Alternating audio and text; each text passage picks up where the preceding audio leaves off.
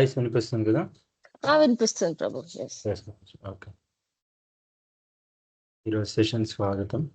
ఓం అజ్ఞానతిమిరాంధస్య జ్ఞానాంజనశలాకయా చక్షురున్మిలితం యేన తస్మై శ్రీ గురవే నమః. నమ ఓం విష్ణుపాదాయ కృష్ణప్రేష్ఠాయ భూతలే శ్రీమతే భక్తివేదాంత స్వామిన్ ఇతి నామినే. నమస్తే సారస్వతే దేవే గౌరవాణి ప్రచారిణే నిర్విశేష శూన్యవాది పాశ్చాత్యదేశతారిణే. జయ శ్రీ కృష్ణ చైతన్య ప్రభు నిత్యానంద శ్రీ అద్వైత గదాధర శ్రీవాసాది గౌరభక్తవృంద. హరే కృష్ణ కృష్ణ కృష్ణ హరే హరే, హరే రామ రామ రామ హరే హరే. సో ఈరోజు రీడింగ్ సెషన్కి స్వాగతం. ఈరోజు నుంచి కొత్త బుక్ పునర్జన్మ గురించిన సిద్ధాంత వివరణం. లాస్ట్ ఫ్యూ క్లాసెస్లో మనం జనన మరణాలకు అతీతంగా బుక్ కంప్లీట్ చేసుకున్నాం. సో ఈరోజు నుంచి పునర్జన్మ పుస్తకం గురించి చూద్దాం. ప్రభుపాద ఏం చెప్తున్నారు ఈ పుస్తకంలో. బేసిక్లీ ఈ పుస్తకంలో ప్రభుపాద జీవనం జన్మతో ప్రారంభం కాదు, లేదా మృత్యువుతో సమాప్తం కాదు. ఇదంతా ఈ సిద్ధాంతాన్ని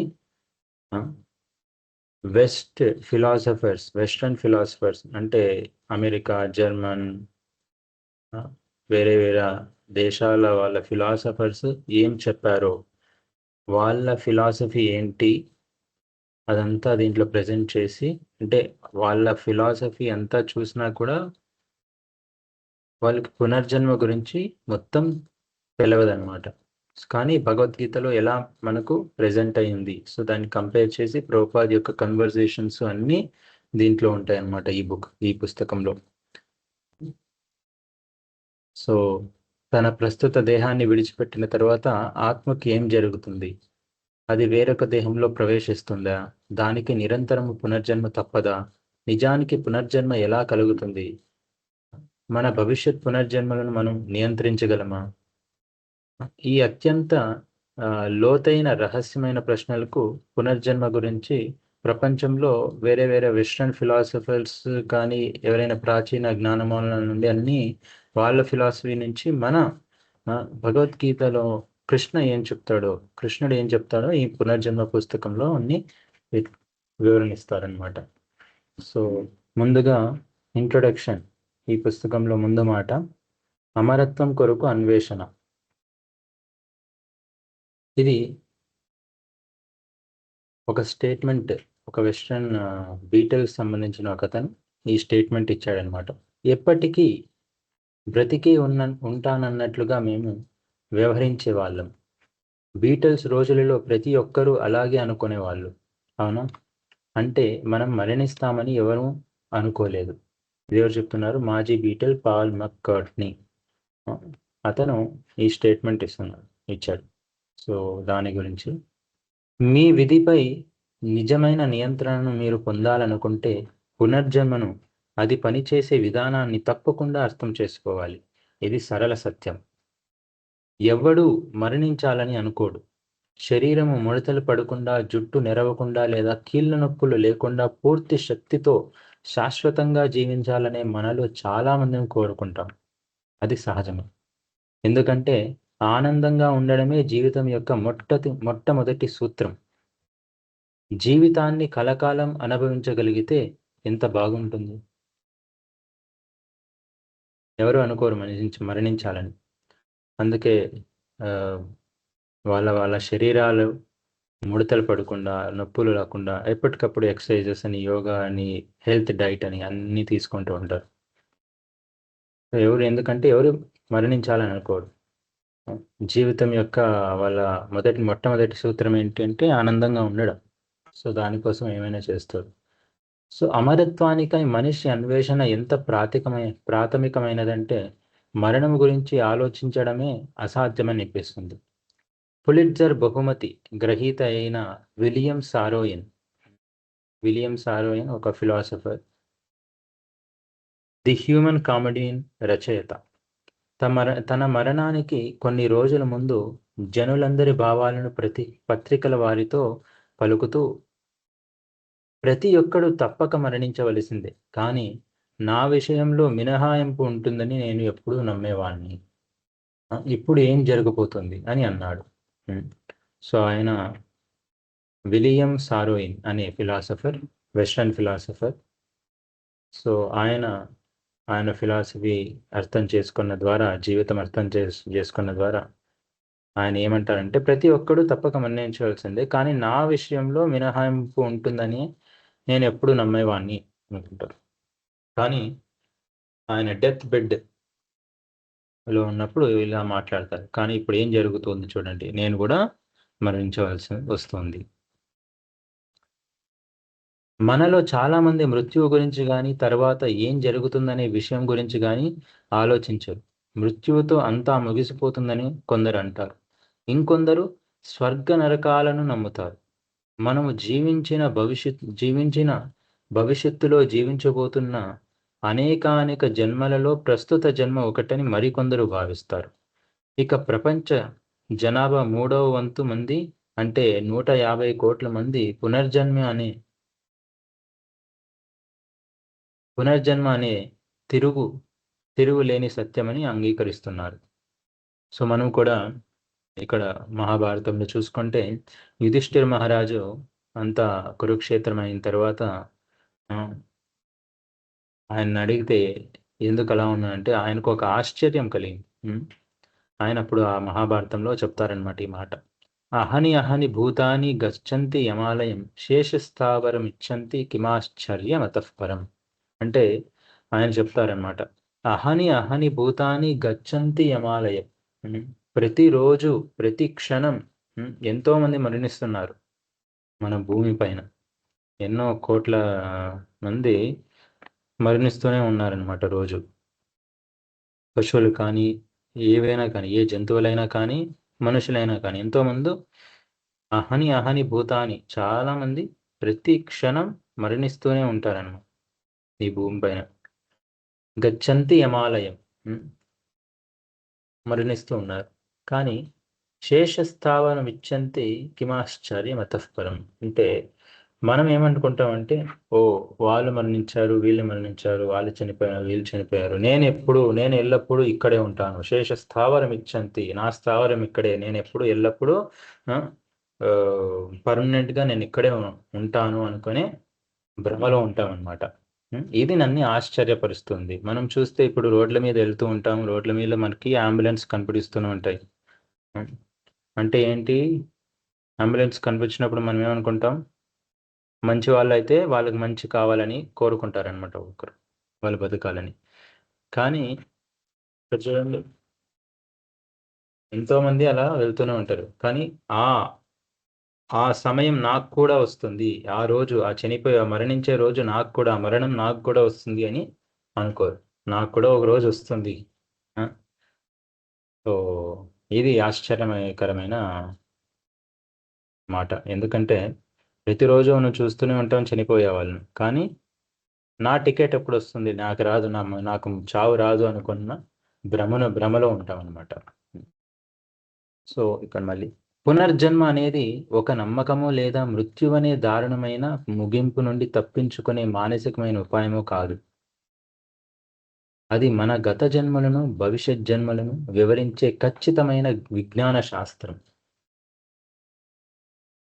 వశీకరణతో పాత స్మృతులను గుర్తు చేయడం, మరణ సమీపాను భావాలు, శరీరము బయటి అనుభవాలు, కథలు, అంటే గతకాల స్మృతుల ఆధారంగా ఈ విషయం మీద ఎన్నో విషయాలు రాయబడ్డాయి.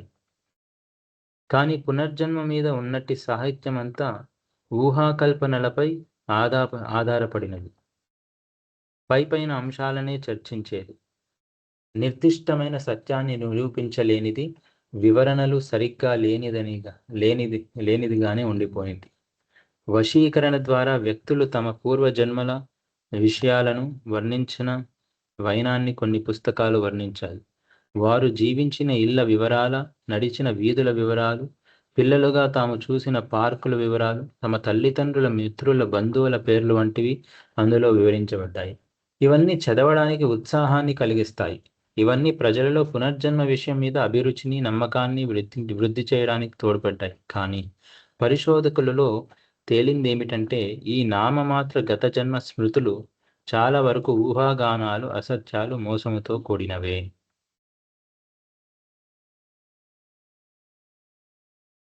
సో కొందరు ఇక్కడ ఈ పారాగ్రాఫ్లో ఏం చెప్తున్నారంటే పునర్జన్మ గురించి కొందరు మనం చూస్తూనే ఉంటాం అప్పుడప్పుడు వీడియోస్లో కానీ గత జన్మ రహస్యాలను, గత జన్మ గుర్తుందనే కొందరు గత జన్మ గుర్తుందని చెప్తూ ఉంటారనమాట. పిల్లలుగా తాము చూసిన పార్కుల వివరాలు, తమ తల్లిదండ్రుల, మిత్రుల, బంధువుల పేర్లు వంటివి వాళ్ళకు గుర్తు ఉన్నాయని మనం ఇలాంటి న్యూసెస్ అన్ని వింటూ ఉంటాం. ఇవన్నీ విన్నప్పుడు మనకేమనిపిస్తుందంటే గత జన్మ, పునర్జన్మ మళ్ళీ ఇలా ఉన్నాయని ఉత్సాహాన్ని కలిగిస్తాయి. కానీ పరిశోధకుల్లో తేలిందేమంటే ఇవన్నీ ఊహాగానాలు, అసత్యములు, మోసముతో కూడినవని వాళ్ళు చెప్తున్నారన్నమాట.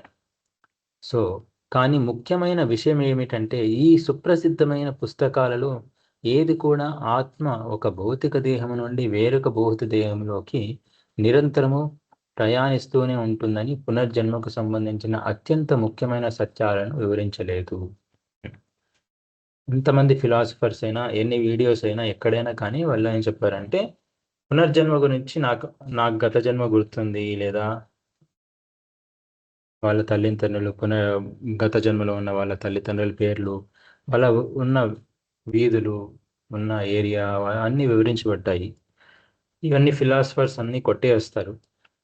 కానీ ఏ ఫిలాసఫర్ అయినా కానీ, ఏ వెస్ట్రన్ ఫిలాసఫర్ అయినా కానీ, ఎవరైనా కానీ ఈ పునర్జన్మ అనే సత్యాన్ని ఎక్కువగా అంటే ఆ సత్యాలను వివరించబడలేదన్నమాట క్లియర్గా. కొన్ని సందర్భాల్లో అటువంటి మూల సిద్ధాంతాలు చర్చించబడిన రచయితలు సాధారణంగా తమ స్వంత సిద్ధాంతాలను ప్రతిపాదించారు.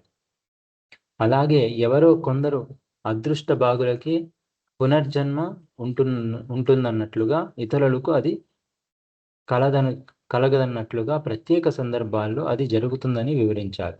ఇటువంటి రచనలు పునర్జన్మ శాస్త్రాన్ని వివరించడం కాకుండా పాఠకుడిని అనేకమైన సమాధానాలు లేనట్టి ప్రశ్నల్లో ముంచివేస్తూ కల్పిత గాథలను, పరస్పర విరుద్ధమైన అంశాలను ప్రవేశపెట్టాయి. సో ఈ ఫిలాసఫర్స్ చాలా బుక్స్ అవన్నీ రాస్తారు. సో ఆ బుక్స్ అన్నీ చదివి మనం అల్టిమేట్లీ ఆ బుక్స్ అన్నీ చదివి మనకి ఏమవుతాయంటే మనకి ఇంకా సమాధానాలు లేనట్టి ప్రశ్నలు ఎక్కువ కలుగుతాయి అన్నమాట.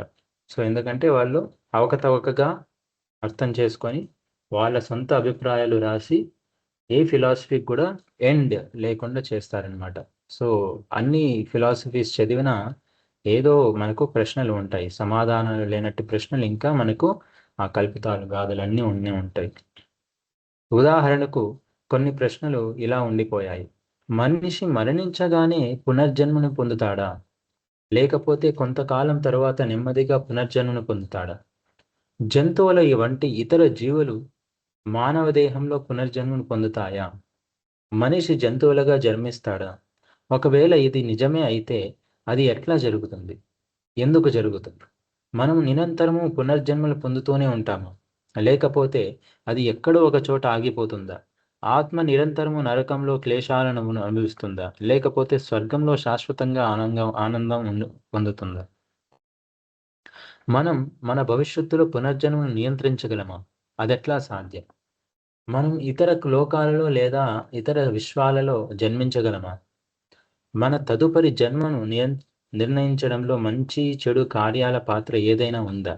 కర్మ ఫలానికి పునర్జన్మకు ఏదైనా సంబంధం ఉందా? ఎన్ని క్వశ్చన్స్ ఉన్నాయి చూడండి. ఎన్ని బుక్స్ రాసినా మనకు ఇక్కడ తెలియదు. కానీ వెస్ట్రన్ ఫిలాసఫర్స్ కానీ వేరే అన్ని చాలా బుక్స్ చదివే వాళ్ళు ఇలా అన్ని బుక్స్ అని రాస్తారన్నమాట. వాళ్ళ ఫిలాసఫీస్ అన్ని ఇస్తూ ఉంటారు. కానీ అల్టిమేట్లీ ఎన్ని బుక్స్ చదివినా వాళ్ళ ఫిలాసఫీలో సరిగ్గా అర్థం కాకపోవడం, ఎన్నో క్వశ్చన్స్కి ఆన్సర్స్ దొరకకపోవడం ఉంటాయన్నమాట. సో ఎన్ని బుక్స్ చదివినా ఎన్ని క్వశ్చన్స్ ఉంటాయి. మనిషి జంతువుగా జన్మిస్తాడా, ఒకవేళ అదే నిజమైతే ఎట్లా జరుగుతుంది, ఎందుకు జరుగుతుంది, ఇలాంటి క్వశ్చన్స్ అని మనం ఇప్పుడు చదివిన క్వశ్చన్స్ అన్ని ఇంకా వాళ్ళలో మిగిలి ఉంటాయి. దేనికి సమాధానాలు క్లియర్గా ఉండేవన్నమాట. సో పునర్జన్మ అనే ఈ పుస్తకము ఈ ప్రశ్నలన్నిటికీ పూర్తిగా సమాధానాలు ఇస్తుంది. ఎందుకంటే ఇది పునర్జన్మ సిద్ధాంతాన్ని శాస్త్రీయంగా వివరిస్తుంది. మనిషి యొక్క భవిష్యత్తును రూపకల్పన చేయడంలో అత్యంత ముఖ్యమైన పాత్రను పోషించే సత్య విషయం పునర్జన్మ సిద్ధాంతమును గురించిన రహస్యాలను, అపోహాలను అధిగమించడానికి దాని మీద చక్కని పట్టును సాధించేందుకు పాఠకునికి ఈ పుస్తకము చక్కని ఆచరణాత్మకమైన ఉపదేశాలను అందిస్తుంది. సో బేసికలీ పునర్జన్మ బుక్లో ఏం ఉంటుంది, మనం చదివిన తర్వాత ఏం అర్థం చేసుకోగలం అనే దాన్ని ఇక్కడ వివరిస్తున్నారు. ఎందుకంటే పునర్జన్మ సిద్ధాంతం అనేది శాస్త్రీయంగా వివరిస్తుంది. భగవద్గీత ద్వారా కృష్ణ ఏం చెప్పారు, దాని ద్వారా ఈ పునర్జన్మ అనే పుస్తకం క్లియర్గా అన్ని వివరిస్తుంది అనమాట. సో ఇది ఇక్కడ ఇంట్రడక్షన్ ముందు మాట. మళ్ళీ ప్రీఫేస్ పరిచయం చూస్తే ఇక్కడ చైతన్య రహస్యం. చైతన్యం అంటే కాన్షియస్నెస్. మనిషికి ఉన్నట్టి మిక్కిలి రహస్యమైన కనికరము లేనట్టి అనివార్యమైన శత్రువు మృత్యువే. మృత్యు అంటే కేవలం ప్రస్తుత జీవిత ముగింపేనా, లేకపోతే వేరొక జీవితానికో, వేరొక కోణానికో, లేదా వేరొక లోకానికో తెరవబడే ద్వారమా?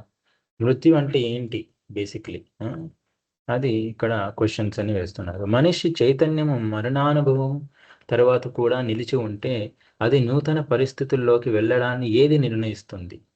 మనిషి కాన్షియస్నెస్ అనేది డెత్, మరణం తర్వాత, చావు తర్వాత కూడా ఉంటే అది ఎక్కడ నూతన పరిస్థితుల్లోకి వెళ్ళడానికి ఏది నిర్ణయిస్తుంది? ఈ రహస్యాల గురించిన స్పష్టమైన అవగాహనను పొందడానికి మనిషి జ్ఞాన వికాసమును పొందినట్టి తత్వవేత్తలను తరతరాలుగా ఆశ్రయిస్తూ వారి బోధనల్ని మహోన్నతమైన సత్యముగా అంగీకరిస్తూ వస్తున్నాడు. ఎలా అయితే మనం మ్యాథమెటిక్స్, సైన్స్, కెమిస్ట్రీ ఇవన్నిటికీ సైంటిస్ట్, వెస్ట్రన్ ఫిలాసఫర్స్ని నమ్ముతున్నాము, అలానే మనకున్న ఈ క్వశ్చన్స్ కూడా వెస్ట్రన్ ఫిలాసఫీస్ని మనం తీసుకుంటున్నాం అనమాట. వాళ్ళ తత్వవేత్తలు వాళ్ళు ఏం చెప్తారో తరతరాలుగా వాళ్ళని నమ్ముతూ వాళ్ళ చెప్పిన బోధనలు వింటూ ఆశ్రయిస్తూ ఉన్నామన్నమాట. మనం చూసుకుంటే మన హిస్టరీ బుక్స్ కానీ, చిన్న చిన్న పిల్లల స్కూల్స్ బుక్స్ అన్నిట్లోనూ వెస్ట్రన్ ఫిలాసఫీస్ని ఎక్కువగా రుద్దేశారు బ్రిటిష్ తర్వాత. సో మనం కూడా చిన్న చిన్న క్వశ్చన్స్ కూడా ఇలాంటి రహస్యాలకు కూడా మనం ఏం చేస్తున్నామంటే వెస్ట్రన్ ఫిలాసఫర్స్ని వాళ్ళ ఆధారంగా వాళ్ళు చెప్పిన ఆధారంగా మనం కూడా అదే సత్యమని అనుకుంటున్నాం. జిజ్ఞాసు ఎంతో జాగ్రత్తగా విశ్లేషణ చేస్తున్నప్పటికీ ఈ విధంగా ఉన్నతుడైన వ్యక్తి నుండి జ్ఞానాన్ని స్వీకరించే పద్ధతిని కొందరు విమర్శిస్తూ ఉంటారు. సాంఘిక తత్వవేత్త స్మాల్ ఈజ్ బ్యూటిఫుల్ అనే పుస్తకాన్ని వ్రాసిన వాడు అయిన ఈఎఫ్ షూమేకర్ ఈ విషయంలో తమ అభిప్రాయం తెలుపుతూ, మనుషులు ప్రకృతికి సంప్రదాయకమైన జ్ఞానానికి దూరమైనప్పుడు పరిహాసము చేయడమే మోజుగా అవుతుంది. వారు తాము చూసింది, తాకింది, కొలవగలింది మాత్రమే నమ్ముతారు. ఇంకొక రకంగా చెప్పాలంటే దీనిని చూసిన దానినే నమ్మడమని అన్నాడు. మనిషి జనరల్గా చూసిన దాన్ని నమ్ముతారన్నమాట ఆయన చెప్తూ ఉంది. కానీ మనిషి భౌతికేంద్రియాల పరిధికి, కొలమానాల పరిధికి, మానసిక కల్పనకు అతీతమైన విషయాన్ని అర్థం చేసుకోవడానికి ప్రయత్నిస్తున్నప్పుడు ఉన్నతమైన జ్ఞానమూలాన్ని ఆశ్రయించడం తప్ప గత్యంతరము లేనే లేదు. ఎందుకంటే మనిషి ఈ జ్ఞానం అనేది, ఏదైనా జ్ఞానం అనేది ఈ భౌతిక ఇంద్రియాల పరిధికి, మన ఇన్స్ట్రుమెంట్స్ కొలమానాల పరిధికి, మన మెజరింగ్ ఇన్స్ట్రుమెంట్స్కి, భౌతిక ఇంద్రియాల పరిధికి అతీతమైన విషయాన్ని అర్థం చేసుకోవడానికి మనం ఎప్పుడైనా కానీ ఉన్నతమైన జ్ఞానాన్ని ఆశ్రయించక తప్పదు. చైతన్యము యొక్క రహస్యాన్ని లేదా దేహము నశించిన తర్వాత దాని గమ్యాన్ని గురించి ఏ శాస్త్రవేత్త అయినా ఇంతవరకు పరిశోధనల ద్వారా విజయవంతంగా వివరించలేకపోయాడు. ఈ రంగంలో జరిగిన పరిశోధన అనేకమైన భిన్న సిద్ధాంతాలను స్పష్టించాయి. అయితే వాటిలోని పరిమితులను మనం గుర్తించక తప్పదు. ఇంకొక ప్రక్క పునర్జన్మను గురించిన సక్రమమైన సిద్ధాంతాలు భూత భవిష్యత్ వర్తమాన జన్మలకు సంబంధించిన సూక్ష్మమైన నియమాలను సంపూర్ణంగా వివరిస్తున్నాయి. మనిషి పునర్జన్మను గురించి నిజంగా అర్థం చేసుకోవాలని అనుకుంటే చైతన్యం అనేది భౌతిక దేహాన్ని తయారు చేసిన భౌతిక పదార్థము కంటే భిన్నమైనది, ఉన్నతమైనదనే అత్యంత ముఖ్యమైన విషయాన్ని తప్పక అంగీకరించాలి. మనిషిలో ఉండే అద్భుతమైన ఆలోచన, అనుభూతి, కోరిక, సామర్థ్యాన్ని బట్టి ఈ సిద్ధాంతాన్ని బలపరవచ్చు. డిఎన్ఏ కణాల లేదా జన్యు సంబంధమైన అమరికలు మనిషి ఇంకొకరి పట్ల చూపించే ప్రేమాధారాలను కలిగించగలవా? షేక్స్పియర్ రచించిన హామ్లెట్లో లేదా బాక్ రచించిన మాస్ ఇన్ బి మైనర్ లో ఉన్నట్టి సూక్ష్మమైన కళాత్మక శక్తులను కేవలం అణువులు, పరమాణువులు వివరించలేవు. చైతన్యాన్ని భౌతిక అంశాలతో వివరించడం సాధ్యము కాని విషయమని నవీన భౌతిక శాస్త్ర పిత అయిన ఐన్స్టీన్ అంగీకరించాడు. మానవ జీవితానికి భౌతిక విజ్ఞాన సూత్రాలను అన్వయించడం పెద్ద పొరపాటే కాక ఖండించదగిన విషయమని నేను నమ్ముతున్నాను అని ఆయన అన్నాడు. సో ఈ ప్రీఫేస్లో ఏం చెప్తున్నారంటే బేసికలీ వెస్టర్న్ ఫిలాసఫర్స్ వాళ్ళ బుక్స్ వాళ్ళు ఈ చైతన్యం గురించి ఏమేమి రాశారు, ఈ ఆత్మకున్న చైతన్యం ఈ శరీరం విడిచిపెట్టిన తర్వాత వేరే శరీరానికి వెళ్ళినప్పుడు అది ఎలా వెళ్తుంది, ఈ చైతన్యాన్ని ఎలా తీసుకువెళ్తుంది, ఇలాంటివన్నీ వాళ్ళు వాళ్ళ ఫిలాసఫీస్ తగ్గట్టు వాళ్ళ ఆలోచనలు తగ్గట్టు బుక్స్ అనేవి రాశారనమాట. అన్ని బుక్స్లో వాళ్ళు ఎన్ని బుక్స్ రాసినా కూడా అందులో సూక్ష్మమైన ఈ చైతన్యం గురించి ఎక్కువగా వివరించలేకపోయినారు. వాళ్ళ మెజర్మెంట్స్తో అణువులు, పరమాణువులు ఇవన్నీ చైతన్యాన్ని వివరించలేవు. ఎలక్ట్రాన్, ప్రోటాన్, న్యూట్రాన్ ఇవన్నీ ఈ మాలిక్యూల్స్, ఆటమ్స్ ఇవన్నీ చైతన్యాన్ని, ఈ కాన్షియస్నెస్ని వివరించలేవు అనమాట. ఆ కాన్షియస్నెస్ అనేది, ఆ చైతన్యం అనేది సూక్ష్మమైనది. మనకి ఎలా శరీరం ఉందో, శరీరం, ఇంద్రియాల తర్వాత మనస్సు తర్వాత బుద్ధి తర్వాత ఉండేది ఆత్మ.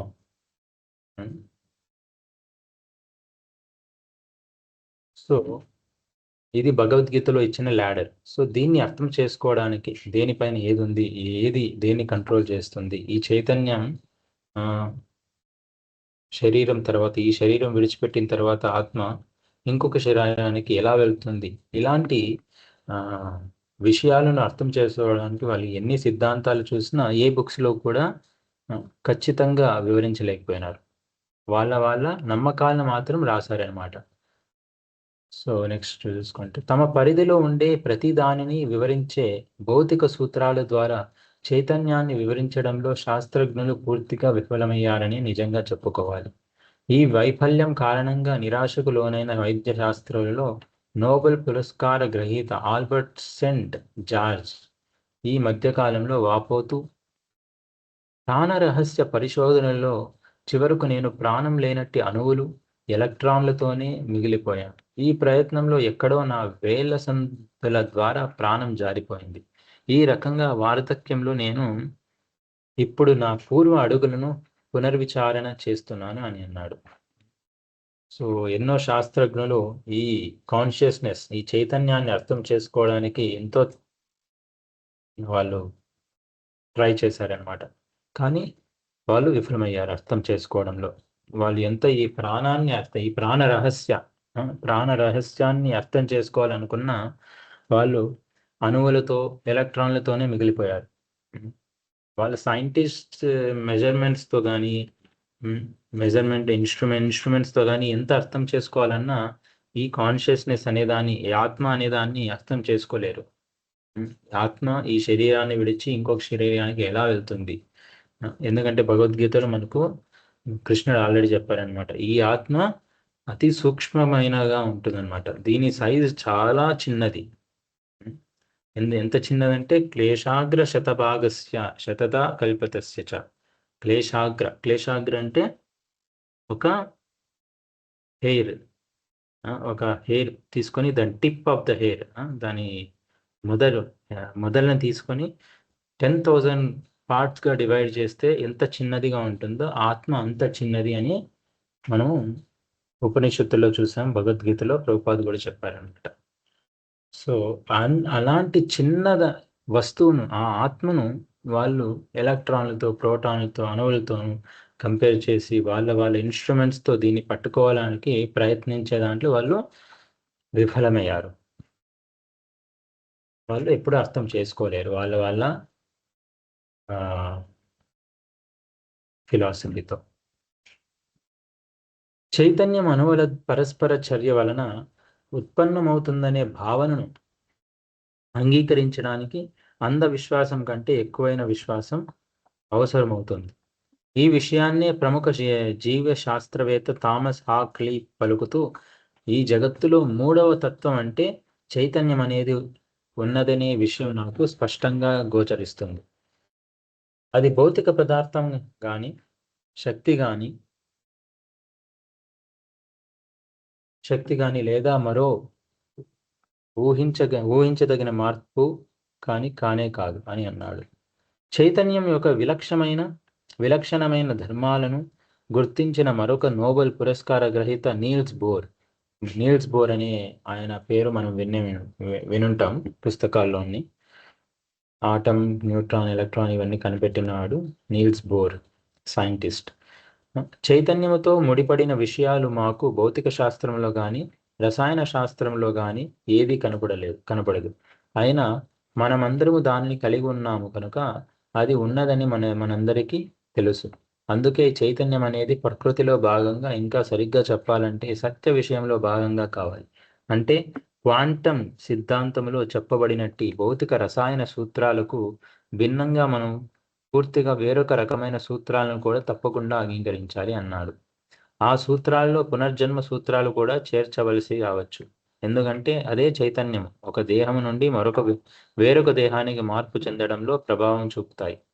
ఈ సూత్రాలను అర్థం చేసుకోవడానికి ముందుగా మనం పునర్జన్మ అనేది మనకు క్రొత్తదేమీ కాదని, ప్రస్తుత జన్మలోనే మనం మన దేహాలలో అది నిత్యముగా జరుగుతుందని గమనించాలి.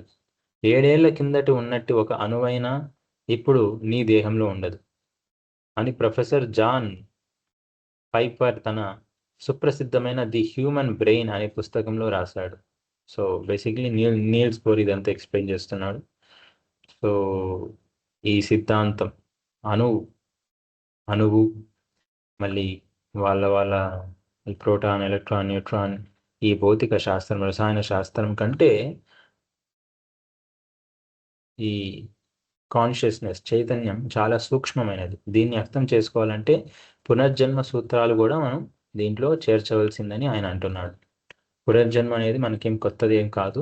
మన బాడీలో కూడా, మన శరీరంలో కూడా అది జరుగుతుంది. ఎలా జరుగుతుందంటే 7 ఏళ్ల కిందటి ఉన్నట్టు ఒక అణువైనా ఇప్పుడు నీ దేహంలో ఉండదు అని చెప్తున్నాడు ఆయన. ప్రతి 7 ఏళ్లకు పాత దేహం పూర్తిగా పునర్జీవితం అవుతుంది. కానీ ఆత్మ మాత్రం, అంటే స్వంత ఉనికి మాత్రం ఎటువంటి మార్పు లేకుండా ఉంటుంది. మన దేహాలు శైశవం నుండి యవ్వనానికి, తరువాత మధ్య వయస్సుకు, ఆ తర్వాత వృద్ధాప్యానికి మారుతూ ఉంటాయి. అయినా దేహంలో ఉన్న వ్యక్తిని, అంటే నేను మాత్రం అదే విధంగా ఉంటాను. భౌతిక దేహానికి భిన్నంగా చైతన్యం ఉన్నదనే సిద్ధాంతం ఆధారంగా ఉండే పునర్జన్మ సిద్ధాంతము జీవుడు ఒక భౌతిక రూపము నుండి వేరొక రూపానికి వెళ్ళడంలో పనిచేస్తుంది. పునర్జన్మ ఆత్మకు సంబంధించిన విషయం కాబట్టి ప్రతి ఒక్కరికి అత్యంత ప్రధానమైన విషయమే అవుతుంది. దేహినోస్మిన్ యథా దేహే కౌమారం యవ్వనం జర తథా దేహాంతర ప్రాప్తి. ఆ భగవద్గీతలో కృష్ణ ఎలా ఎక్స్ప్లెయిన్ చేస్తారో ఇక్కడ కూడా వాళ్ళ ఫిలాసఫర్స్ కూడా ఈ కంక్లూజన్కి వస్తున్నారనమాట. ప్రొఫెసర్ జాన్ పైపర్ తన సుప్రసిద్ధమైన హ్యూమన్ బ్రెయిన్ అనే పుస్తకంలో ఇవన్నీ రాస్తారు. ప్రతి 7 ఏళ్లకు మన శరీరంలో అణువు చేంజ్ అవుతూ ఉంటుంది. సో మన శరీరం చేంజ్ అవుతూ ఉంటుంది. కానీ శరీరంలో ఉన్న ఆత్మ కానీ ఆత్మ అలానే ఉందన్నమాట. సో వాళ్ళు కూడా ఇది అర్థం చేసుకొని ఇదంతా రాస్తున్నారు అనమాట. కాలాతీతమైన వేద గ్రంథం భగవద్గీతలో చెప్పబడిన పునర్జన్మ వివరాలను పునర్జన్మ అనే ఈ పుస్తకం వివరిస్తుంది. డెడ్ సీ స్క్రోల్స్ గ్రంథము కంటే వేలాది సంవత్సరాలు పురాతనమైనట్టి భగవద్గీత మరెక్కడా లభించినట్టి పునర్జన్మ వివరాలను పూర్తిగా తెలియజేస్తున్నది. ప్రపంచంలోని ఎందరో తత్వవేత్తలు వేలాది సంవత్సరాలుగా దీన్ని అధ్యయనం చేశారు. ఆధ్యాత్మిక జ్ఞానము నిత్య సత్యము కనుక ప్రతి నవీన శాస్త్రీయ సిద్ధాంతముతో పాటుగా మారదు కనుక ఈనాటికి సంగతమే అయి ఉంటుంది. సో అన్నిటికంటే పురాతనమైన బుక్ భగవద్గీత శాస్త్రం. మరి ఇక్కడ భగవద్గీత శాస్త్రం కంటే వేరే బుక్లో ఎక్కడ వేరే ఏ ఫిలాసఫీలో కూడా పునర్జన్మ వివరాలను పూర్తిగా ఏది తెలియజేయలేదన్నమాట. సో హార్వర్డ్ విశ్వవిద్యాలయానికి చెందిన జీవ భౌతిక శాస్త్రవేత్త డిపి డ్యూపే ఈ విషయంలో తమ అభిప్రాయాన్ని వ్రాస్తూ, మనకు తెలిసిన ప్రకృతి నియమాలతో జీవము గురించి పూర్తిగా వివరించగలమనే మూఢనమ్మకంతో మనం అధోగతి పాలయ్యే అవకాశం ఉంది. భారతదేశానికి చెందిన వైదిక సంప్రదాయ విధానాలను వినడం ద్వారా నవీన శాస్త్రజ్ఞులు తమ రంగాలను విభిన్న దృక్కోణంలో చూడగలిగి సత్యాన్వేషణం అనే సకల వైజ్ఞానిక ప్రయత్న లక్ష్యాన్ని మరింతగా సాధించగలుగుతారు అని అన్నాడు. డిపి డ్యూపే అనే హార్వర్డ్ కాలేజీకి సంబంధించిన, హార్వర్డ్ యూనివర్సిటీకి సంబంధించిన ఒక సైంటిస్ట్ ఇలా రాశారనమాట. మన ప్రకృతి నియమాలతో జీవితాన్ని పూర్తిగా అర్థం చేసుకునే శాస్త్రం ఈ మూఢనమ్మకాన్ని పక్కన పెట్టి భారతదేశానికి చెందిన వైదిక సంప్రదాయ విధానాలను మనం చూసుకుంటే ఈ సత్యాన్వేషణ సకల వైజ్ఞానిక ప్రయత్న లక్ష్యాన్ని మనం చేరుకోగలమని అంటారనమాట. నేటి ప్రపంచ అనిశ్చిత పరిస్థితుల్లో మన నిజమైన మూలము గురించి, వివిధ దేహాలలో జీవన స్థితులలో మనం ఏ విధంగా ఉండబోతున్నామనే విషయం గురించి, మరణం తర్వాత మన గతులను గురించి తెలుసుకోవడం అనివార్యమే. ఈ ముఖ్యమైన సమాచారం సమగ్రంగా ఈ పునర్జన్మ పుస్తకంలో వివరించబడింది. మొదటి అధ్యాయంలో ఏ విధంగా పునర్జన్మ సిద్ధాంతము సోక్రటీస్ మొదలుగా సాలింగర్ వరకు, సోక్రటీస్ అనే సైంటిస్ట్ ఫిలాసఫర్ నుంచి సాలింగర్ ఫిలాసఫర్ వరకు ప్రపంచంలోని ప్రముఖ తత్వవేత్తలను, కవులను, కళాకారులను ఎంతగా ప్రభావితం చేసిందో వివరించబడింది. ఈ బుక్లో ఏమేమి వివరించబడిందో ఇవన్నీ రాస్తున్నారు ఇక్కడ. తరువాత అత్యంత పురాతనమైనది ఆత్మ యొక్క పునర్జన్మ అనే విషయంలో అత్యంత ప్రామాణికమైన గ్రంథముగా భావించబడే భగవద్గీతలో వివరించబడిన పునర్జన్మ విధానము చెప్పబడింది. పునర్జన్మ బుక్ మొదటి అధ్యాయంలో ఏమేమి వివరించబడింది, మళ్ళీ రెండవ అధ్యాయంలో ఏమేమి వివరించబడింది అని ఇక్కడ రాస్తున్నారు.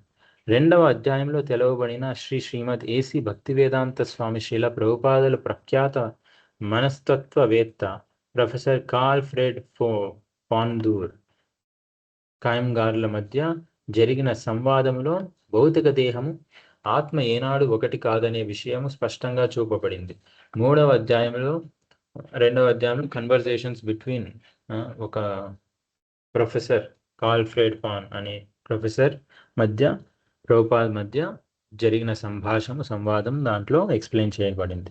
మూడవ అధ్యాయంలో సుప్రసిద్ధ హృదయ శస్త్రచికిత్సకుడు ఆత్మ గురించిన సక్రమమైన పరిశోధన యొక్క అవసరం గురించి చెప్పడం, దానికి శ్రీల ప్రభుపాదులు వేలాది సంవత్సరాలు పురాతనమైన నవీన వైద్య శాస్త్రము కంటే మరింత ఎక్కువగా సమాచారమును అందజేసే వైదిక జ్ఞానం గురించి సూచనలు చేయడం జరిగింది.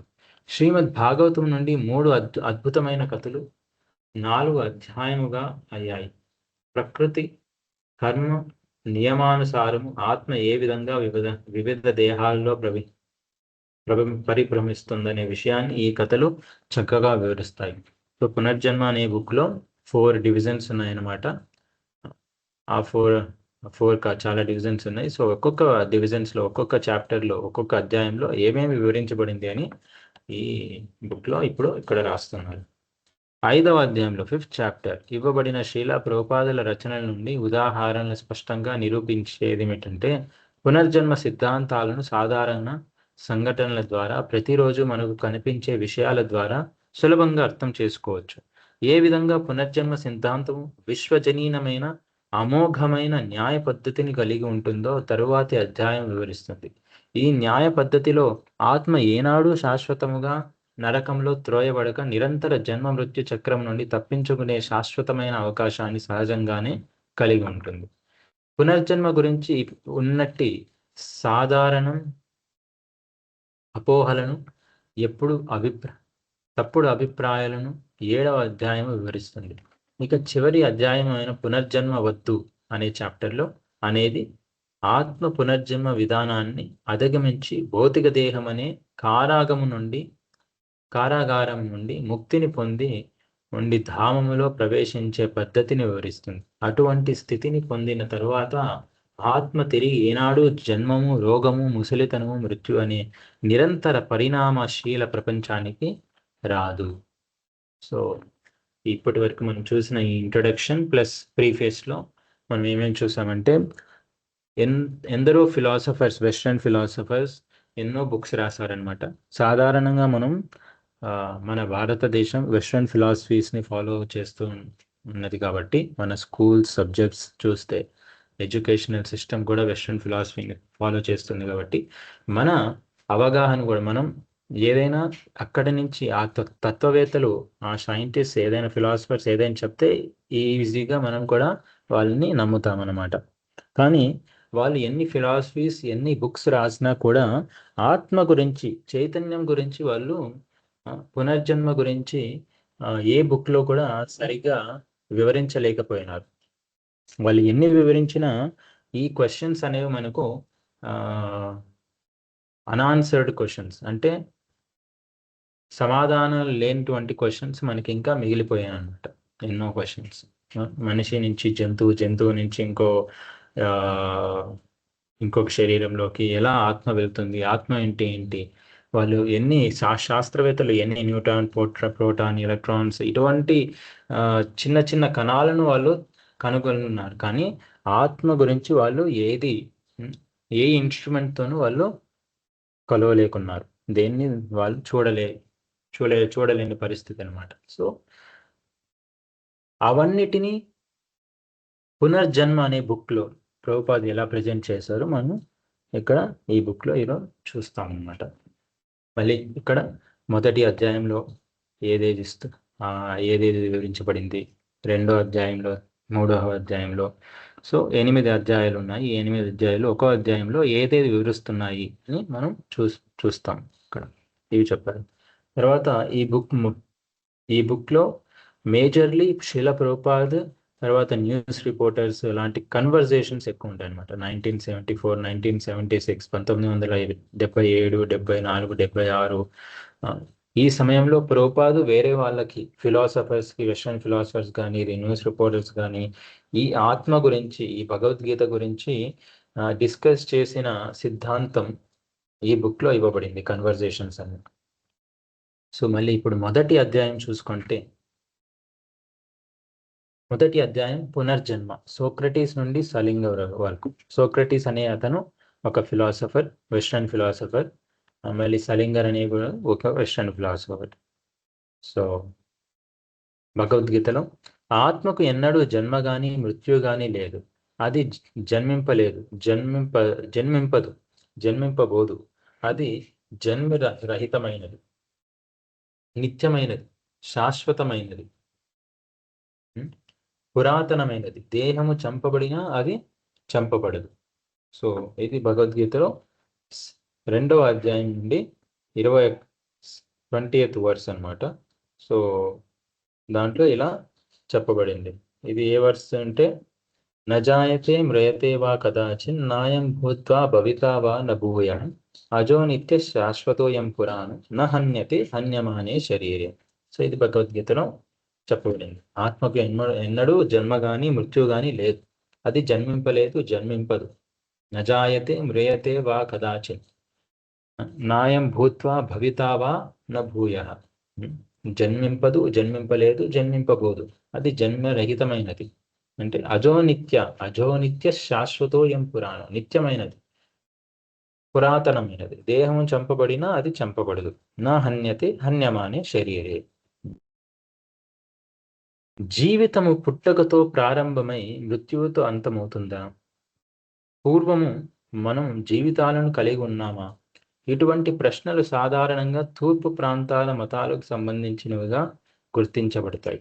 తూర్పు ప్రాంతాలలో మనిషి జీవితము కేవలం ఉయ్యాల నుండి మరణం వరకే పరిమితముగాక లక్షలాది యుగాలలో వ్యాపించి ఉంటుంది. అక్కడ పునర్జన్మకు సంబంధించిన భావన దాదాపుగా అందరూ అంగీకరించేదే అయి ఉంటుంది. 19వ శతాబ్దానికి చెందిన గొప్ప జర్మనీ తత్వవేత్త ఆర్థర్ షోపెన్హర్ ఒకసారి చెబుతూ, ఆసియా ఖండానికి చెందిన వ్యక్తి ఎవరైనా నన్ను ఐరోపాకు నిర్వచనము చెప్పమని అడిగితే నేను బలవంతంగా చెప్పవలసి వచ్చే సమాధానం ఏమిటంటే, మనిషి శూన్యం నుండి పుడతాడు. ప్రస్తుత జన్మమే అతని తొలి జన్మమనే అనూహ్యమైన భ్రమలో ఉన్న ప్రపంచంలోనే ఒక భాగమే ఐరోపా అని అన్నాడు. సో ఇలా ఒక ఈస్టర్న్ ఫిలాసఫర్ ఇలా చెప్తున్నాడు అనమాట. ప్రస్తుత జన్మమే అతని తొలి జన్మమని అనూహ్యమైన భ్రమలో ఉన్న ప్రపంచంలో ఒక భాగమని ఇతను అంటున్నాడు అనమాట, ఒక ఈస్టర్న్ ఫిలాసఫర్. ప్రస్తుత జన్మకు అతీతంగా ముందు తరువాత కూడా చైతన్య ఉనికికి సంబంధించిన ఏ గంభీరమైన లేదా ప్రాచుర్యం పొందిన విషయాన్నైనా నిజానికి పాశ్చాత్య దేశ ఆధిపత్య సిద్ధాంతం అంటే భౌతిక విజ్ఞాన శాస్త్రం అనేక దశాబ్దాలుగా దాచి ఉంచింది. కానీ పాశ్చాత్య చరిత్ర మొత్తంలో చైతన్యం యొక్క శాశ్వతత్వాన్ని, ఆత్మ యొక్క పునర్జన్మను అర్థం చేసుకొని ధృవపరిచిన తత్వవేత్తలు ఎప్పుడూ ఉన్నారు. అనేక మంది తత్వవేత్తలు, రచయితలు, కళాకారులు, శాస్త్రజ్ఞులు, రాజకీయవేత్తలు ఈ విషయం గురించి తమ విలువైన ఆలోచనలు అందజేశారు. సో ప్రాచీన గ్రీసు దేశం పునర్జన్మను గురించి విషయాన్ని తమ ఉపదేశాలలో ఒక ముఖ్య భాగంగా చేసినట్టి పురాతన గ్రీకు వ్యక్తులలో సోక్రటీస్, పైథాగరస్, ప్లేటో అనే వారిని చేర్చవలసి ఉంటుంది. తిరిగి జన్మించడం అనేది మరణము తరువాత మళ్ళీ జన్మ కలుగుతుందనే విషయం సత్యమైనదని నేను నమ్ముతున్నాను అని జీవితం చివరిలో సోక్రటీస్ అన్నాడు. తన పాత జన్మలను గుర్తు చేసుకోగలిగానని పైథాగరస్ చెప్పుకున్నాడు. ఇక ప్లేటో తన రచనలలో పునర్జన్మను గురించి ఎన్నో విషయాలను వివరించాడు.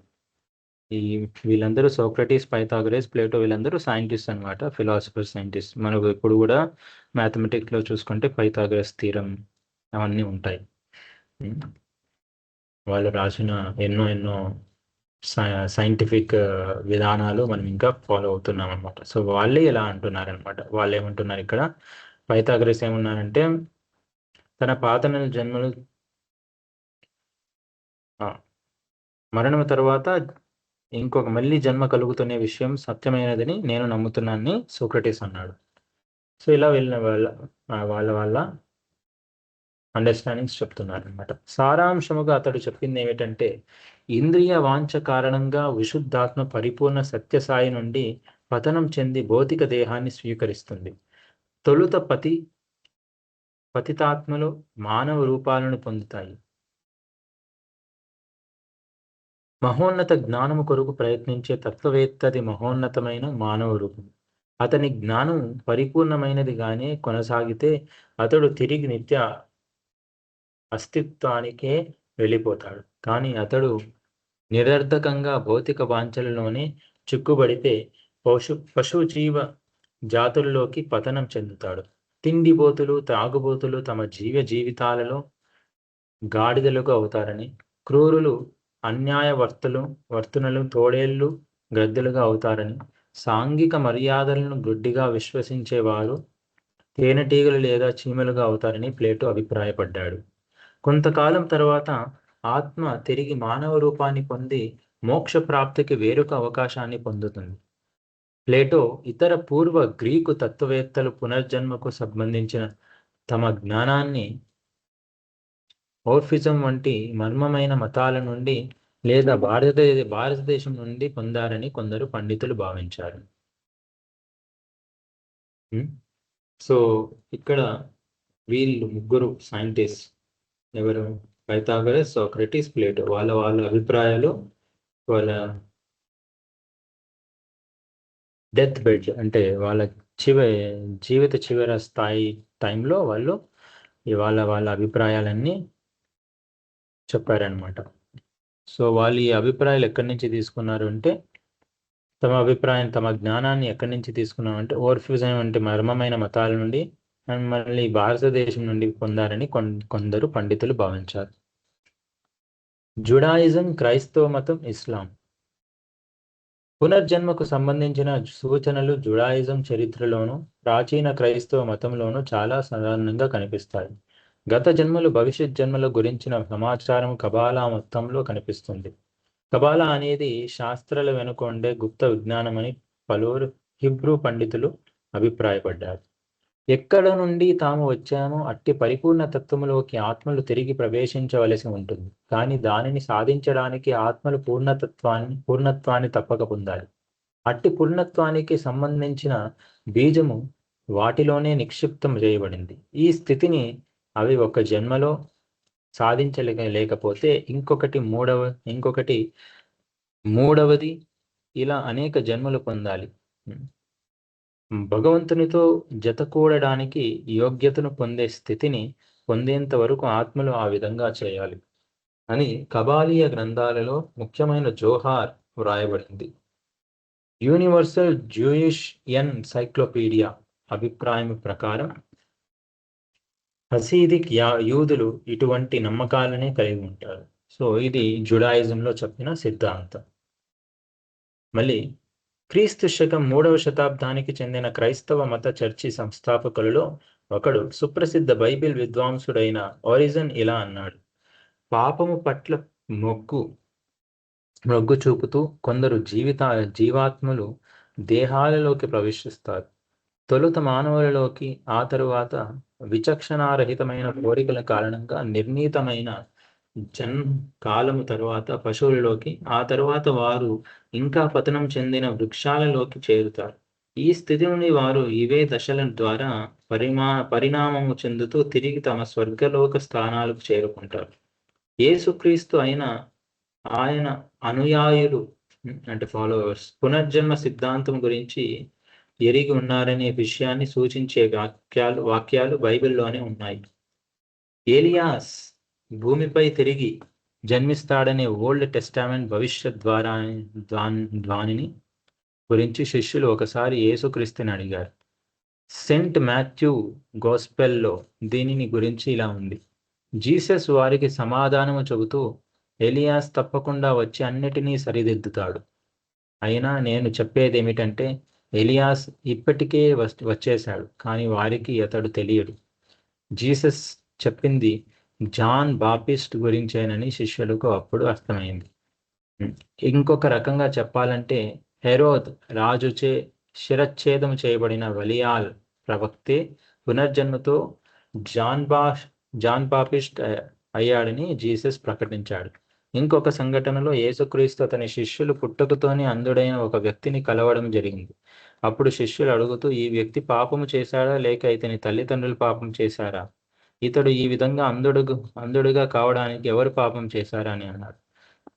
ఎవరు పాపం చేశారనే మాటను ప్రక్కకు పెట్టి భగవంతుని అనుగ్రహాన్ని చూపించడానికి ఇదొక అవకాశమని యేసుక్రీస్తు సమాధానం చెప్పాడు. తర్వాత అతడు ఆ వ్యక్తికి నయం చేశాడు. తాను చేసిన పాపానికి ఒక వ్యక్తి పుట్టుగుడ్డిగా జన్మించాడంటే అతడు జన్మించడానికి ముందే పాపం చేసి ఉండాలి, అంటే పూర్వజన్మలోనే అయి ఉండాలి. యేసుక్రీస్తు విషయాన్ని త్రోసిపుచ్చలేదు. చూడండి, ఈ ఫిలాసఫీ అంతా, ఈ క్రిస్టియన్ ఫిలాసఫీ, జుడాయిజం ఫిలాసఫీ అంతా మనం చూస్తున్నాం అన్నమాట. ఇప్పుడు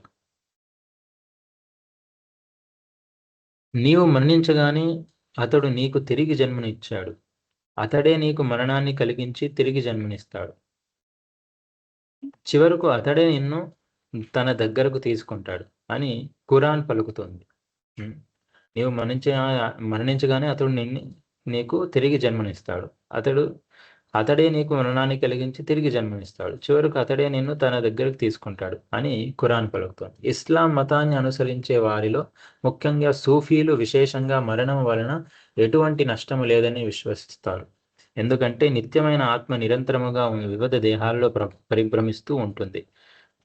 జలాలుద్దీన్ రుమి అనే సుప్రసిద్ధ సూఫీ కవి ఒక కవితలో ఇలా రాశాడు: నేను మట్టిగా మరణించి చెట్టునై పుట్టాను, చెట్టుగా మరణించి జంతువుగా పుట్టాను, జంతువుగా మరణించి మనిషిగా జన్మించాను. ఇక నేనెందుకు భయపడాలి? మరణించడం ద్వారా నేను కోల్పోయినదేమిటి? ఇది ఆయన రాశాడనమాట సూఫీ. ప్రకృతి సంపర్కముతో ఆ ఆత్మ 84 లక్షల జీవరాశుల్లో ఏదో ఒక దేహానికి పొంది అల్పరూపం నుండి ఉన్నత రూపానికి పరిణామం చెందుతూ చివరకు మానవ రూపాన్ని పొందుతారని భారతదేశ ప్రాచీన వైదిక శాస్త్రాలు ధృవపరుస్తున్నాయి. ఇది ప్రస్తుత ప్రకృతి సంపర్కం. ఈ విధంగా జుడాయిజం, క్రైస్తవ మతం, ఇస్లాం వంటి అతిపెద్ద పాశ్చాత్య మతాలు తమ అధికారిక సంరక్షకులు ఉపేక్షించిన లేదా త్రోసిపుచ్చిన తమ ఉపదేశాలలో పునర్జన్మను గురించి తెలియజేశాయి. మధ్యయుగం, పునర్జీవనం. ఈనాటికి రహస్యంగానే ఉండిపోయిన కొన్ని పరిస్థితుల్లో బిజాంటైన్ చక్రవర్తి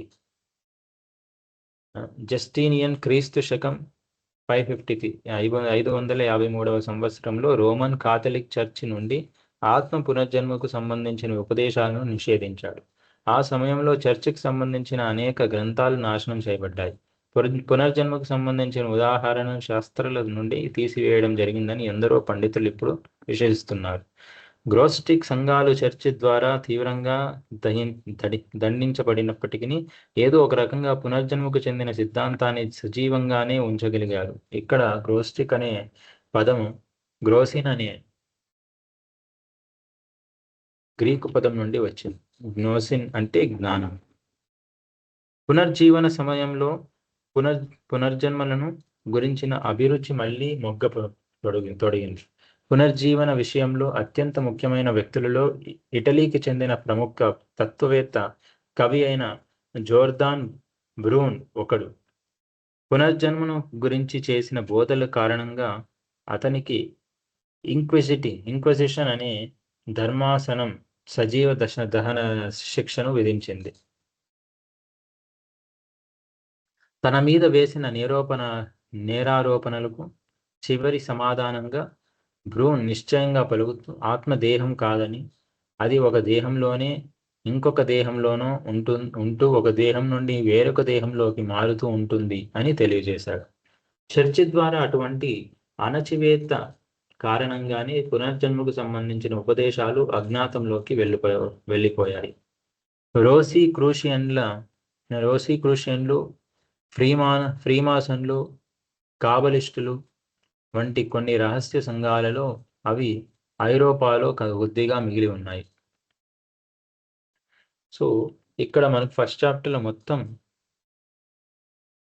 ప్రతి ఒక్క ఫిలాసఫీ, ప్రతి ఒక్క రిలీజియన్లో ఏ ఫిలాసఫీ ఉంది, ఆ ఫిలాసఫీ వాళ్ళు ఎక్కడి నుంచి ఎలా ఇది వెలువడింది, అదంతా వివరిస్తున్నారన్నమాట. జ్ఞాన వికాస యుగంలో ఐరోపాకు చెందిన మేధావి వర్గము చర్చిల నిషేధాజ్ఞల నుండి బయటపడడం మొదలుపెట్టారు. గొప్ప తత్వవేత్త అయిన వాల్టేర్ పునర్జన్మ సిద్ధాంతం గురించి వ్రాస్తూ అది అసంబద్ధమైనది, వ్యర్థమైనది కాదు అని చెప్పి, ఒకసారి కంటే 2 సార్లు జన్మించడం ఆశ్చర్యకరమైనదనేమీ కాదు అని కూడా చెప్పాడు.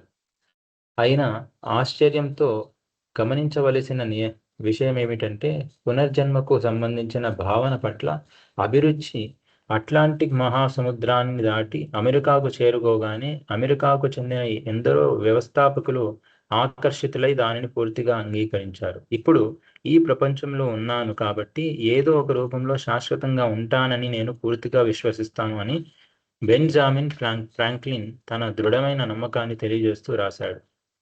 హిందూ మత గ్రంథాలను బాగా చదివినట్టి అమెరికా మాజీ అధ్యక్షుడు జాన్ ఆడమ్స్ 1814వ సంవత్సరంలో మాంటిసేలో ఋషిగా సుప్రసిద్ధుడైన మరొక మాజీ అధ్యక్షుడు థామస్ జెఫర్సన్ కూడా పునర్జన్మ సిద్ధాంతం గురించి వ్రాయడం జరిగింది. పరమ పురుషునికి ఎదురు తిరిగిన తరువాత కొందరు జీవాత్మలు అంధకార బంధురమైన ప్రదేశంలోకి త్రోసివేయబడ్డారని ఆడమ్స్ వ్రాసాడు. తరువాత వారు కారాగృహం నుండి విడుదలై భూమిపైకి వచ్చి తమ యోగ్యత ప్రకృతిని అనుసరించి జంతువులు, సరీసృపాలు, పక్షులు, పశువులు, మానవుల రూపాలను పొందారు. మొక్కలు భూజాతులుగా కూడా వారు జన్మలు పొందుతారు. వారు ఎటువంటి దోషాలు లేకుండా కాలం గడుపగలిగితే గోవులుగా మానవులుగా అయ్యేందుకు అనుమతింపబడతారు. మనుషులుగా వారు సత్ప్రవర్తనకు కలిగి ఉంటే స్వర్గంలో పూర్వస్థానాన్ని, ఆనందాన్ని తిరిగి పొందగలుగుతారని ఆ రాజనీతిజ్ఞుడు రాశాడు. యూరోప్లో నెపోలియన్ తాను పూర్వజన్మలో షార్లమాన్యనని సేనాపతులతో చెబుతుండేవాడట. జర్మన్ మహాకవి అయిన జోహాన్ వోల్ఫాంగ్ వాన్ గోత్ కూడా పునర్జన్మను పూర్తిగా విశ్వసించాడు. బహుశా అతడు భారతీయ తత్వ సిద్ధాంతాలలో నుండి ఈ విషయాన్ని గుర్తించి ఉండవచ్చు. ప్రముఖ నవలాకారుడు, శాస్త్రజ్ఞుడు అయిన గోత్ ఒకసారి మాట్లాడుతూ, నేను ఇప్పుడు ఇక్కడ ఉన్నట్లుగా పూర్వం వేలసార్లు ఉన్నానని, వేలసార్లు ఉండబోతున్నానని పూర్తిగా నమ్ముతున్నానని అని అన్నాడు. సో సైంటిస్ట్ వాళ్ళ నమ్మకాలను, వాళ్ళ అన్వేషణను గురించి ఈ ఫస్ట్ చాప్టర్లో మొత్తం రాశారనమాట. బేసిక్లీ క్రిస్టియన్, ఇస్లాం, జుడాయిజం మొత్తం వాళ్ళ సైంటిస్ట్ ఏది నమ్ముతున్నారు, వాళ్ళ సిద్ధాంతం ఏంటి అని బేసిక్లీ ఇక్కడ అన్ని తెలుపుతున్నారు అన్నమాట. సో ఇవన్నీ తెలిపి తర్వాత ఈ బుక్లో, మన పుస్తకంలో ఆధ్యాత్మికతంగా భగవద్గీత నుండి శ్రీల ప్రభుపాద్ వీళ్ళ సిద్ధాంతాలను ఎలా ఈ కన్వర్జేషన్ ద్వారా మనం ఇంకా నెక్స్ట్ చాప్టర్స్లో చూస్తాం. ప్రభుపాద్ కన్వర్జేషన్స్, ప్రొఫెసర్ దూర్ఖైమ్, ఇస్లామిక్ శాస్త్రవేత్తలతో, తర్వాత జుడాయిజం ఫిలాసఫర్స్తో, క్రిస్టియన్ ఫిలాసఫర్స్తో ప్రభుపాద్ ఎందరో ఫిలాసఫర్స్తో మాట్లాడి వాళ్ళ కన్వర్జేషన్స్ అన్ని ఈ పుస్తకంలో రికార్డ్ అయ్యాయి. సో మనం ఫస్ట్ చాప్టర్లో, ఈ ఫస్ట్ అధ్యాయంలో మనం ఏం చూస్తున్నామంటే వెస్ట్రన్ ఫిలాసఫర్స్ యొక్క వాళ్ళ సిద్ధాంతాలు, వేరే మతాల వాళ్ళ సిద్ధాంతాలు అన్నీ చూస్తున్నాం. సో నెక్స్ట్ చాప్టర్ నుండి ప్రభుపాద్ ఎలా వాళ్ళని నమ్మించారు, అంటే మన సిద్ధాంతం గురించి చెప్పారు, అవన్నీ మనం ముందు చూస్తున్నాం అనమాట. సో ఇక్కడి నుంచి నెక్స్ట్ క్లాస్లో చూస్తాం. సో ఇక్కడికి ఈరోజు సెషన్ ఎండ్ చేద్దాం. శ్రీల ప్రభుపాద్ కీ జై. శ్రీమద్ భగవద్గీత కీ జై.